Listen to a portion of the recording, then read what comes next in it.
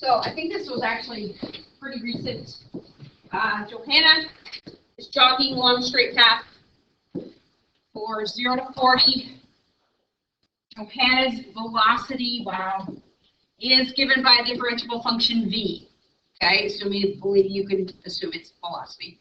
Selected values of v of t, where t is measured in minutes, g's of feet, and v of t is measured in minute, and the meters per minute are given in the table. Okay, so at 0 minutes, so this is that table thing that the AP loves. Okay, use the data in the table to estimate the value of v prime.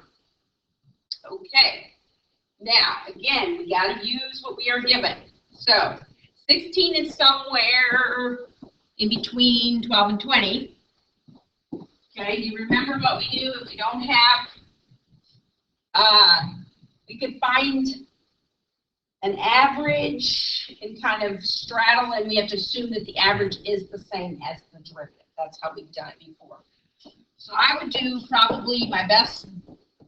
You can do this a couple different ways, but this is what I would probably say would be your best bet. Is that you're saying v prime of 16 is somewhere in between 12 and 20. That's a secant, so, but we have to assume that it's pretty close because that's all we have. You remember doing that before? It's been a while. Okay, so v of 20, of course, is what? 240. And v of 12 is 200. 20 minus 12 is 8. So 5. Okay. Now, the first time, if you look at the book, we did it like, I think it's chapter 3 maybe.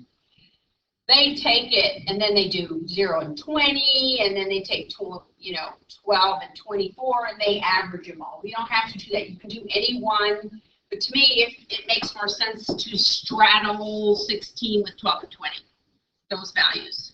So your derivative is going to be the same as your secant when you have a table. All right, using correct units. Now, of course, we're into all the integrals. Explain the meaning of the definite integral from 0 to 40 of the absolute value of v of t dt in the context of the problem. Okay, so what does that mean?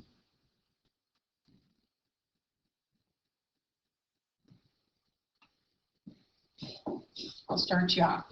In the first 40, what are we talking about? Hours, minutes?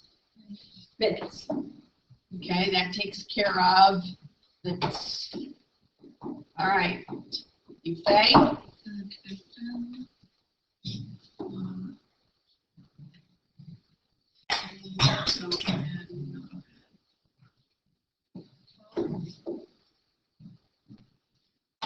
Okay.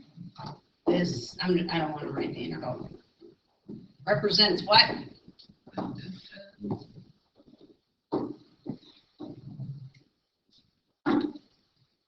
Distance what?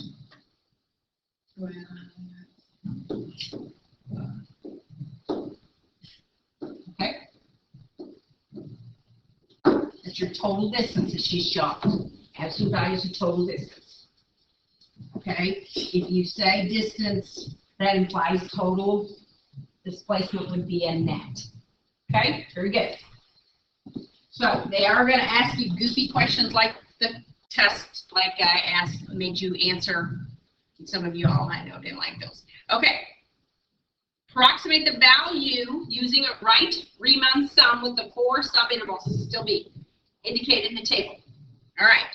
Right Riemann sum, 4 subintervals. All righty.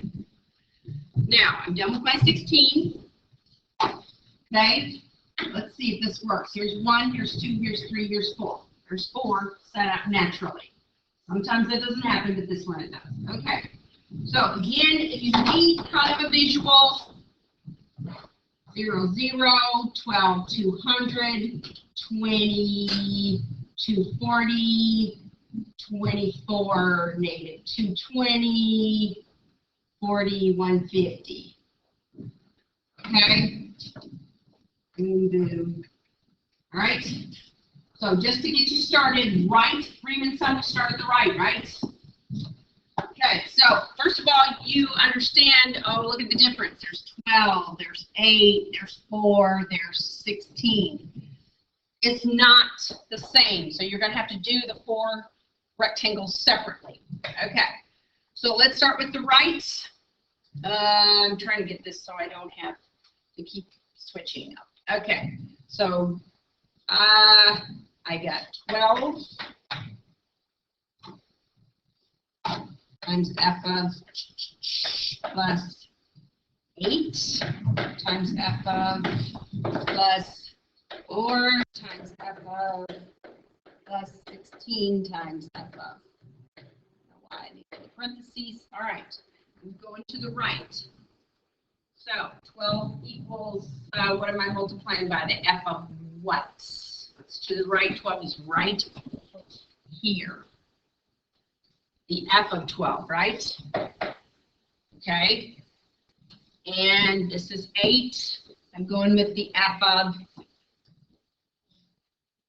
20. Okay. By now you figured out, oh wait, I'm just going with the last one, so the f of 24 and the f of 40.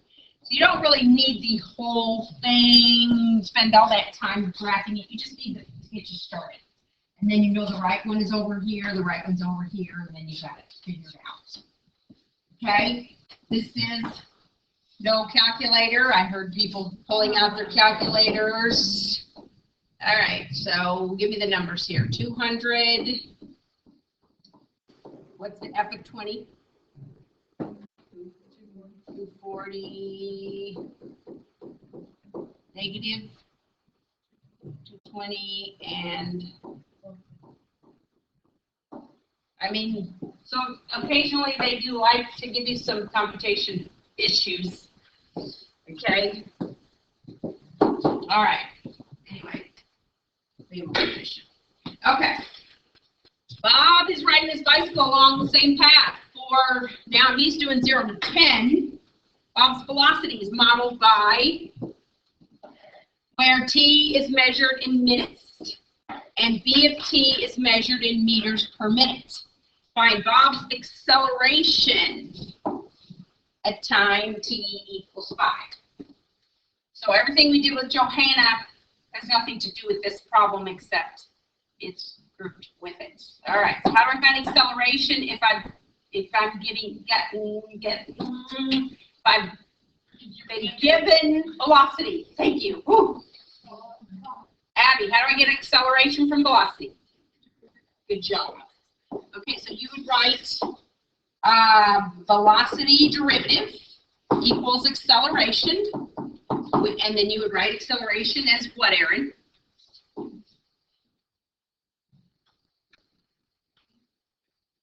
Three.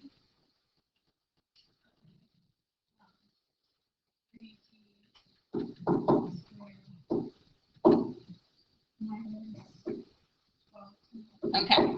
Now, we didn't really change the name, but we kind of did, so I would make sure we know that this is v prime of t, just in case, but that's legal. They call it acceleration velocity. It's totally legal to change it to v. Okay? And then we want acceleration at time t equals 5, so Lindsay, what do we want to do? Okay, so here we go, 3 times 25. Minus 12 times 3, yeah. Okay? I don't know. I'm crazy. I'm just thinking, like, I don't want to do the, that one's not too bad in math. So, anyway, there was a part D, but it wasn't really that weird, so I just left it off. Okay? Usually on APs, there are 4 parts. Sometimes they're all connected, sometimes not so much.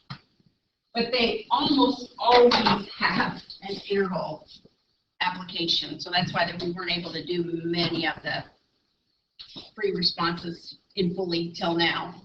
All right, I got one more that I just gave you the first part. This is a calculator-driven problem. Okay, the rate at which rainwater flows into a drain pipe is modeled by the function R. Okay, cubic feet per hour.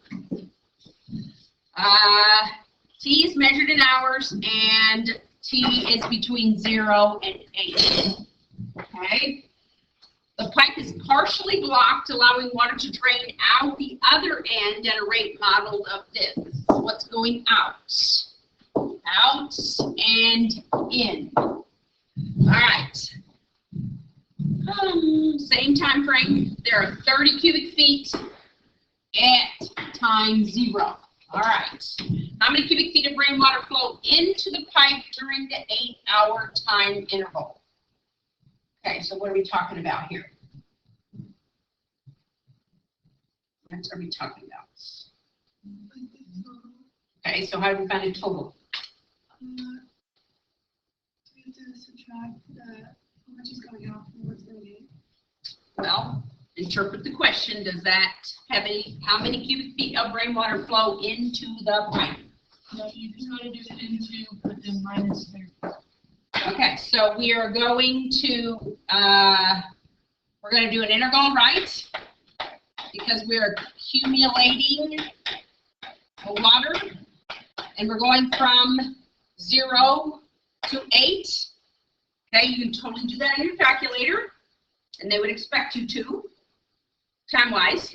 Okay, now, Molly mentioned subtracting 30. Why do we have to subtract 30, Molly? Right.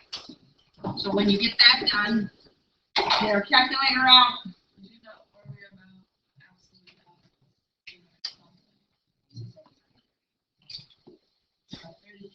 Well, let's look. That's a good question. 20, I'm putting 20 in here, and we're going to look at the graph. Make sure you're my mode, because I've been messing with it. Sine of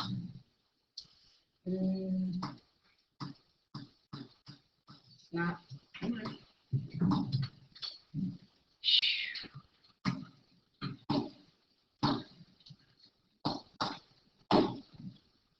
Gotta use X.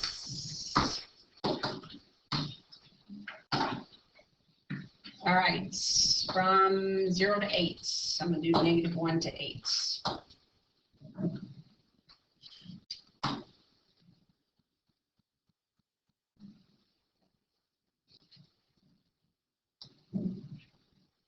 Getting cut off. Does it just keep getting bigger?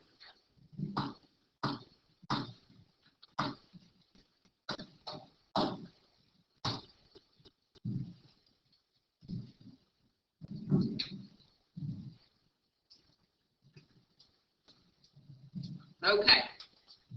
So, legitimate question. This was 8, right here. Do we have to worry about absolute value, you think? No. Typically, yes, we would have. We would have done, but it's all positive, so it's not going to matter. But certainly, if we want a total, yes, we're going to accumulate. We want to do that. Now, I didn't write them, but you can anticipate that there were some questions about, how much water's in the tank, because we're flowing in, we're flowing out. So let's see. So now I go back to the screen since I've already looked at the graph, and I can do math 9, 0 to 8 of bars. You hate that? I love it. Does anybody want 84? Is that what you got?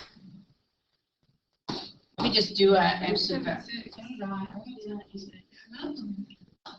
Well, that's weird. What did I do? 20? It's 35, not 25. Silly me. Thank you.